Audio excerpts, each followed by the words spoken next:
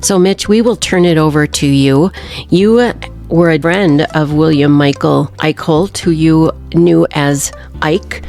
And he had a couple of tragedies before his death, and we are interested in hearing about, I understand there was a fire at his home last summer, and then there was a fire on his property also in early February. But first of all, tell us about Ike, and how did you two meet?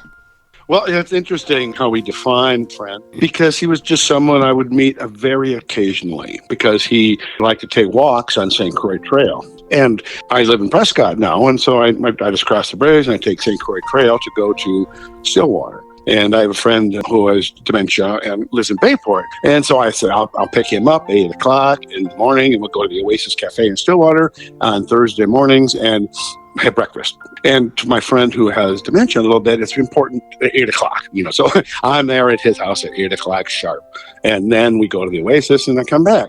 So why that's important is that every time I cross the bridge in Prescott to be in Bayport by 8 o'clock, I would take that hairpin curve on St. Croix Trail at 7:35, which is where his driveway is. And evidently he would go for a walk at 7:30 in the morning, So I would see him every Thursday, walking along St. Croix Trail. And I would pull over and talk to him and just chat. And then I said, well, Ike, I would love to hear more about your story. I said, I'm an author. I've written a book.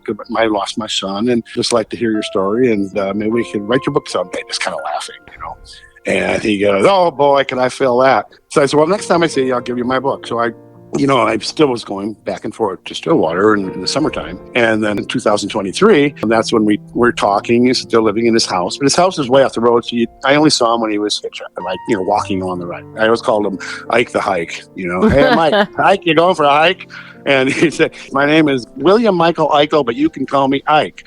And then he starts singing Ike, Ike, oh, hey, that old song, And so he was quite the character. He was just a character man in the wore women's clothing, So that's why it was so unusual on St. Croix Trail at 7:30 in the morning on a Thursday when you see a man walking down the street, 74 years old, with a full beard and lipstick and wearing really bad women's clothing, just a menagerie of stuff and boas and stuff like that. And so it was very obvious. Big sun hat. I always had a big sun hat. And is that what drew you to him?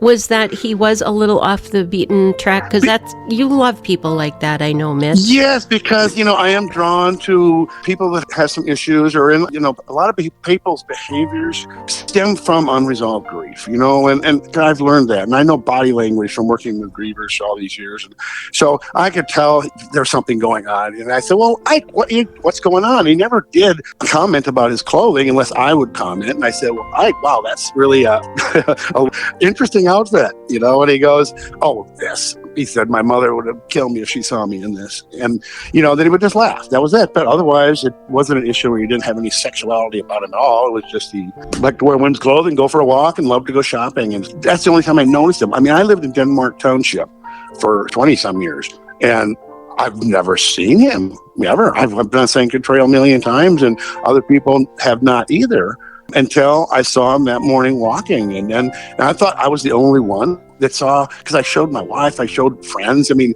how many times if this was in Minneapolis or something, you wouldn't be as shocked. But, at a country road at 7:30 in the morning. So I took a picture. My wife said, oh my God, that's really interesting. I said, see, I'm not crazy. This guy is out here, in the country. And so it was just kind of that casual, just sit and talk to him. But then we went through to the spring, and when his house burned down in July, then he was living on the corner. So he set up his wicker furniture and a little table, one of those glass, really rusty old stuff. Probably was when the fire happened, it was an explosion, and he lost everything, So I think he took all his mother's clothes out, I think maybe, or his clothes, I don't know, but all these women's clothes that he escaped from. And people think, well, he's nuts. He's kind of hanging all over the trees on the corner, but they probably stunk like crazy he just hung them all in the trees to air them out, and ended up living on the corner and sitting on his little wicker furniture with his little table and his little one-burner Coleman stove and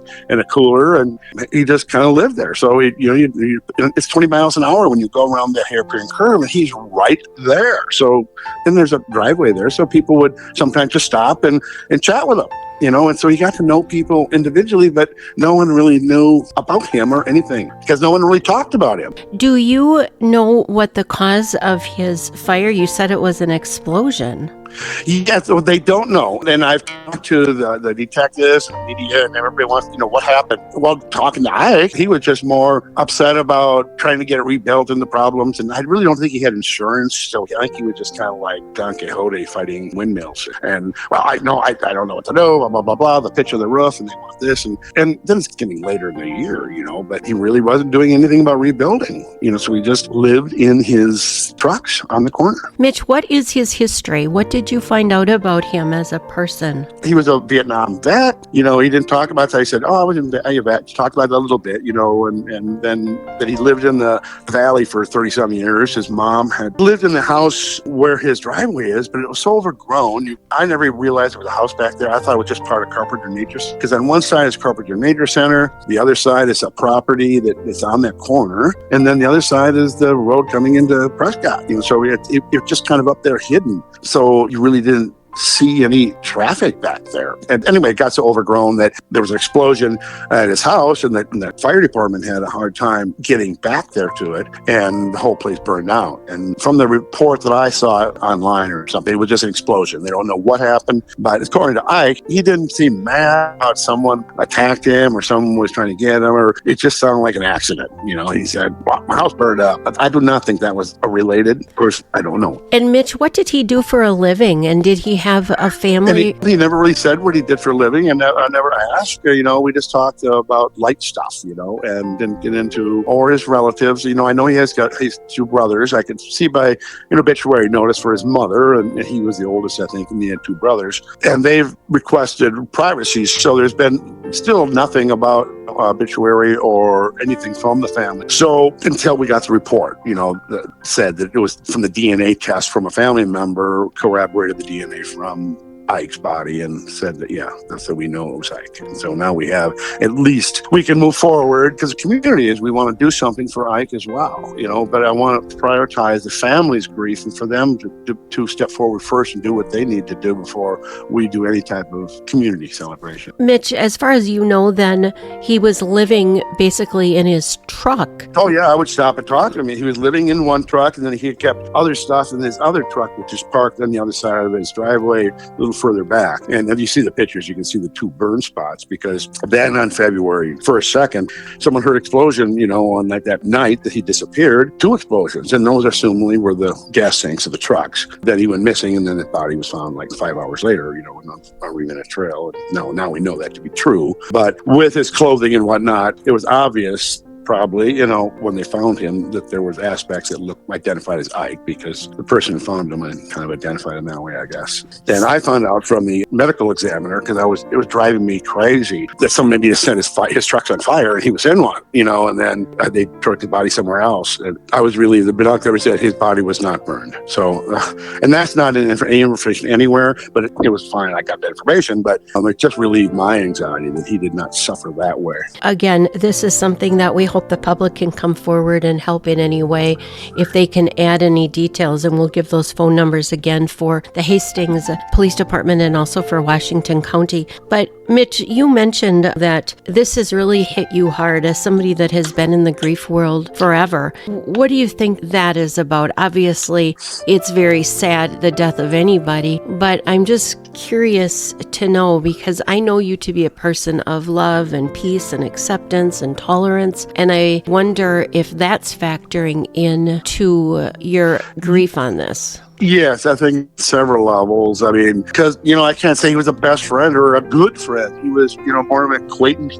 that it was friendly. And my wife would see him then after he was on the road more, after the fire. Then he'd go shopping all the time. So people at Tax knew him, and people at the Quick Trip knew him, and then people at the Point knew him. At 5 o'clock, he'd go to his coffee there in the morning. And someone from Cottage Grove called me and said, we called him Mr. Euro, because he always had his euro at a certain day and at a certain time, and would like the change put back into the bag exactly the same way. And everybody just loved him. He was a hoot. He would come in and he always identified in the mail as, "Hi, I'm Michael Eickholt. You can call me Ike." Just a delight to meet. And so it's all these threads that no one knew. I thought I was the only one, and everybody thought they were the only one that really knew this unusual bright light, this minstrel of the heart that was around town.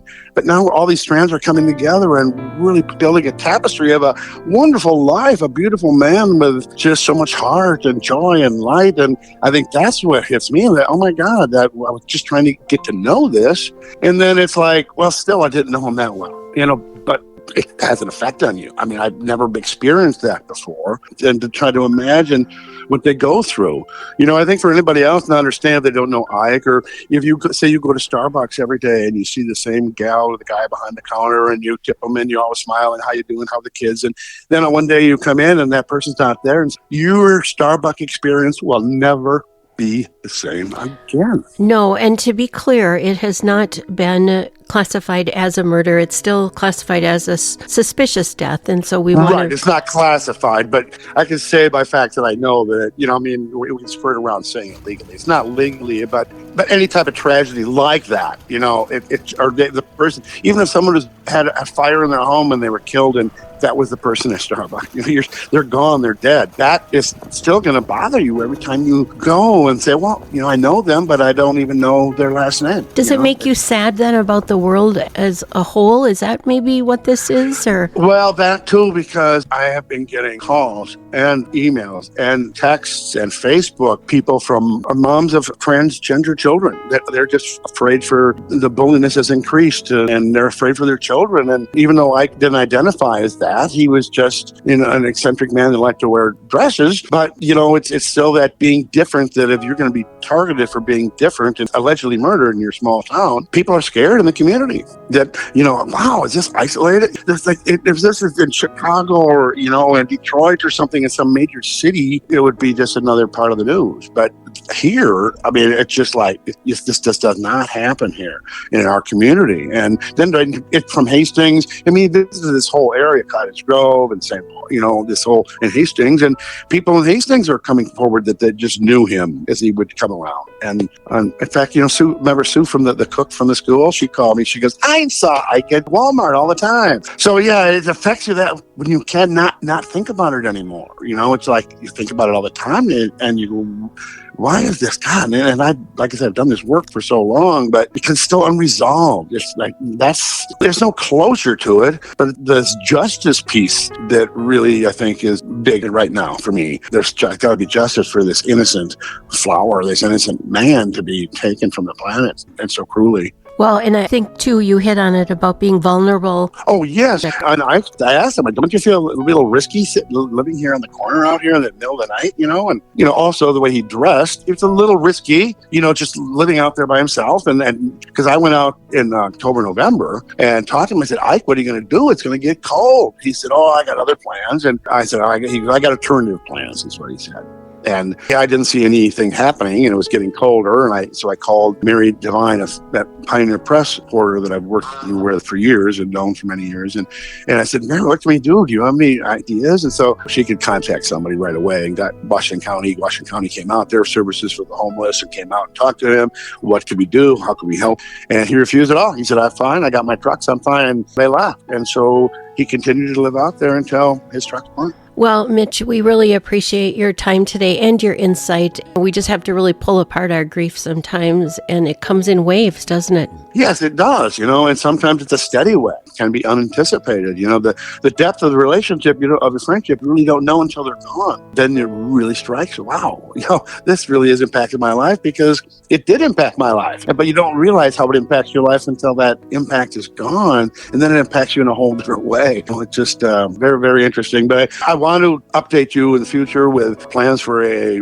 kind of a tri-city celebration with Hastings and Cottage Grove and Prescott, and recognize Ike's loss. But still, I want to wait till the family has done what they need to do first. I think that is wonderful, and we'll leave it at that. Thank you. We'll wait to hear from you. So again, if anyone has any information about the suspicious death of William Michael Eickholt, or Ike as he was known, please do call the Hastings Police Department at 651-480-2300 or the Washington County Sheriff's Office at 651-439-9381. And again, no detail is too small. If you know something, say something.